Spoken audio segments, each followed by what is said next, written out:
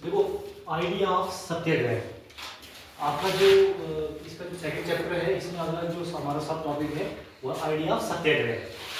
सत्याग्रह से अगर हम समझें तो हम देखते हैं कि जो इंडिया की जो हिस्ट्री जो रही है उसमें गांधी जी का बहुत बड़ा रोल रहा है। अगर हम अपने फ्रीडम स्ट्रगल की बात करते हैं तो सत्याग्रह का मतलब क्या है? सत्याग्रह क्या है? एक किस्म का एक वेपन, एक टूल समझते हैं जिसको हम, जिसका इस्तेमाल करके जो है गांधी जी ने इंडिया में डिफरेंट जितनी भी प्रॉब्लम्स जो थी रिलेटेड टू पीजेंट, जो हमारे पीजेंट किसान जो थे उनको डिफरेंट प्रॉब्लम्स आ रही थी।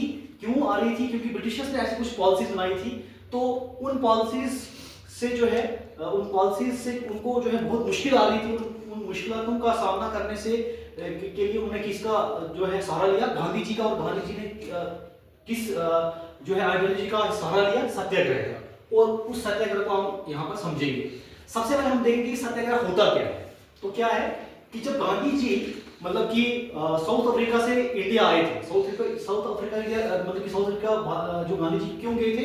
बैरिस्ट्री की जो है परीक्षा करने के लिए, जो वकालत होती है उसकी पढ़ाई करने के लिए गए थे। जब वहां से जो भारत आते हैं तो देखते हैं कि भारत में जो है काफी तरह जो है सिचुएशन खराब है, पॉलिसीज बहुत ज्यादा जो है मतलब कि सख्त बनाई गई थी ब्रिटिशर्स के द्वारा। तो उन्होंने इसका सवाल किया सत्याग्रह का। सत्याग्रह समझते, सत्याग्रह क्या होता है? Satyagraha idea of non violence. Non violence का मतलब क्या होता है? अहिंसा। जहां पर जो है इसका जो बेस है, इसका जो अगर हम मीनिंग निकालें, इसका क्या मतलब होता है? अहिंसा। जहां पर किसी तरह का कोई जो है किसी का तरह का कोई हथियार इस्तेमाल ना किया जाए, किसी को कोई नुकसान ना पहुंचाया जाए, और मतलब अपनी बातों से, अपनी आइडियोलॉजी से जो है लोगों को जो है मतलब कि इन्फ्लुएंस किया जाए, उसको बोलते हैं सत्याग्रह। तो क्या है? Idea of non violence, fight without using weapon, बिना किसी हथियार का इस्तेमाल किए हुए, following the path of truth and peaceful manner, सच्चाई का रास्ता इख्तियार करते हुए और पीसफुल मैनर में, मतलब शांति के साथ बिल्कुल जो है एक पीसफुल मैनर में है अपनी जो कॉन्फ्लिक्ट्स हैं उसको रिजॉल्व किया जाए, उसको हम बोलते हैं सत्याग्रह। सत्याग्रह सबको समझ आ गया क्या होता है सत्याग्रह? आप देखो क्या लिखा है यहाँ पर। सबसे जो पहला सत्याग्रह लगा गया उसको बोलते हैं चंपारण सत्याग्रह। चंपारण सत्याग्रह इसको क्यों बोलते हैं? क्योंकि बिहार में एक जगह है जिसका नाम है चंपारण, वहां पर ये जो है सत्याग्रह स्टार्ट होता है। क्या है ये सत्याग्रह? क्यों स्टार्ट होता है हम अगर देखते हैं यहाँ पर तो क्या है, किसके रिलेटेड था? इंडिगो प्लांटेशन के रिलेटेड। बिहार में क्या होता था कि अंग्रेजों ने क्या कहा था इंडियंस को कि आप इंडिगो की प्लांटेशन कीजिए। इंडिगो का मतलब क्या होता है? इंडिगो एक तरह की क्रॉप होती है जिसका इस्तेमाल किस लिए किया जाता है? कपड़ों को जो हम डाई करते हैं, है ना, डाई होती है, तो मतलब कलरिंग की जाती है कपड़ों को। तो उससे क्या होता था कि ब्रिटिशर्स को उससे फायदा होता था।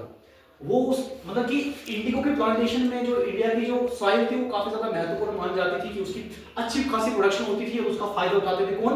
ब्रिटिशर्स। उसी इंडिगो को कहां ले जाते थे वो? ब्रिटेन में। वहां पर डिफरेंट जो क्लाथ होती थी उसका इस्तेमाल करके क्या करते थे वो? कपड़े बनाते थे और मार्केट में बेच के प्रॉफिट कमाते थे। तो उनको इंडिया से बहुत ज्यादा प्रॉफिट मिलता था। लेकिन जो भारतीय किसान थे उनका यह मानना था कि अगर इंडिगो की प्लांटेशन होती है उससे उनकी जो सॉइल की फर्टिलिटी होती है वो क्या हो जाती है? Reduce.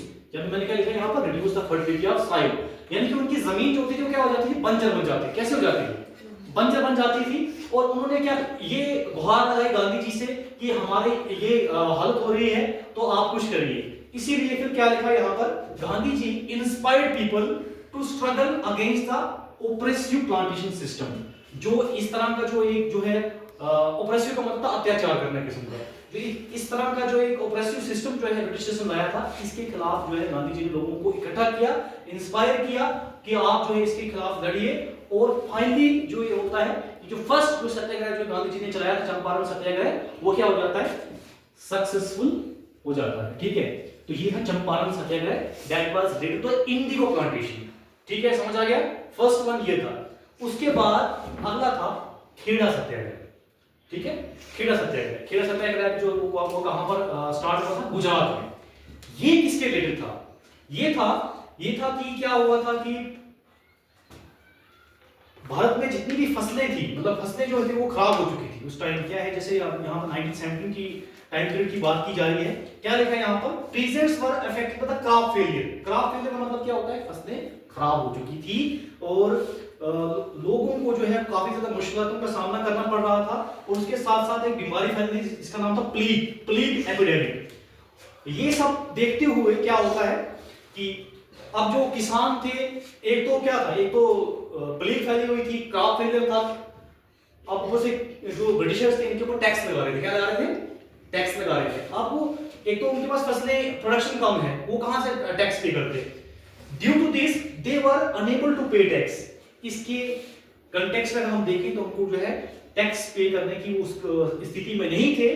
For the support of peasants, इसीलिए उन सभी किसानों की सपोर्ट में कौन आते हैं? फिर अगेन गांधी जी आते हैं, लॉन्च द सेकंड सत्याग्रह, दूसरा सत्याग्रह चलाते हैं, एंड डिमांडेड फॉर रिलैक्सेशन, और डिमांड करते हैं कि उनको जो है टैक्स में जो है छूट दी जाए, क्योंकि कारण क्या है कि उनकी फसलें तबाह हो गई हैं और वो जो है टैक्स नहीं दे पा रहे हैं।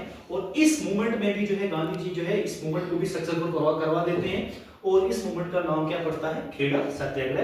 दैट वाज रिलेटेड टू, क्या रखना है आपने यार? क्रॉप फेलियर, क्योंकि वो टैक्स नहीं दे पा रहे थे। समझ आ गया दोस्तों सत्याग्रह? थर्ड वन की तरफ आप देखते हैं जो that is Ahmedabad mill strike. Ahmedabad mill strike यानी कि मिल क्या होता है? मिल होती है फैक्ट्री, ठीक है। और कहां पर ये हुआ थी मिल स्ट्राइक? कहां पर होती? गुजरात में। यहां पर क्या होता है कि यहां पर ये क्या होता है गया है कि ये एक कॉटन मिल थी। कॉटन समझो, कॉटन क्या होता है? कॉटन जैसी जो मतलब कि इसको हिंदी में क्या बोलते हैं? रुई बोलते हैं। कि कॉटन मिल वर्कर्स ने क्या उनकी क्या डिमांड थी? Cotton mill workers receive very low wages, उनको बहुत ही कम वेजेस दिए जाते थे। वेजेस क्या होता है? सैलरी, ठीक है। जो वर्किंग क्लास थी उनको बहुत ही कम वेजेस दिए जा रहे थे। क्यों? The price of goods were increasingly, और प्राइसिंग भी क्या हो रही थी? प्राइसिंग भी जो है मार्केट में बढ़ती जा रही थी। तो प्राइसिंग बढ़ती जा रही थी, उनको वेजेस भी कम दिए जा रहे थे। So the workers demanding for the more wages, और उन्होंने किसकी डिमांड की थी? कि ज्यादा से ज्यादा उनको जो है वेजेस दिए जाए, उनको बोनस दिया जाए, ठीक है। तो ये मिल वर्कर्स जो थे इनकी डिमांड थी, लेकिन ब्रिटिशर्स जो थे वो अपनी डिमांड पर, अपनी बात पर अड़े हुए थे।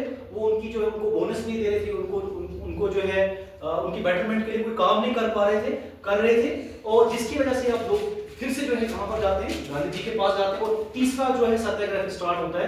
Gandhi ji launch third satyagraha and demanded to increase their wages, कि उनकी जो तनख्वाहें हैं, उनकी जो सैलरीज हैं, उनको जो है बढ़ाया जाए, ताकि जो एक किसान है वो भी जो है अपना जो है जो उनकी जो डे टू डे जो उनकी अर्निंग है, जो उनकी लाइफ है, उनका जो स्टैंडर्ड ऑफ लिविंग है वो बढ़े। और ये वाला मूवमेंट भी जो होता है फाइनली क्या हो जाता है? ये भी क्या हो जाता है? सक्सेसफुल हो जाता है।